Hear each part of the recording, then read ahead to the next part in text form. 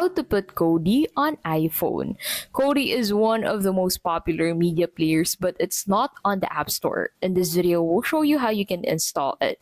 So open up Safari on your iOS device and then simply search for Kodi.com. Now, on the results, simply select Kodi and then scroll down and look for the iOS version. So you can go ahead and install the .deb file from here, and then you can go ahead and install the Kodi app on your iOS device. Another thing you can do is to use the Alt Store. So from here, simply look for Alt Store, and then on the results, simply select it. So you need to install the Alt Store version available for iOS devices, and then once you have installed the Alt Store, you can go ahead and download the Kodi IPA file.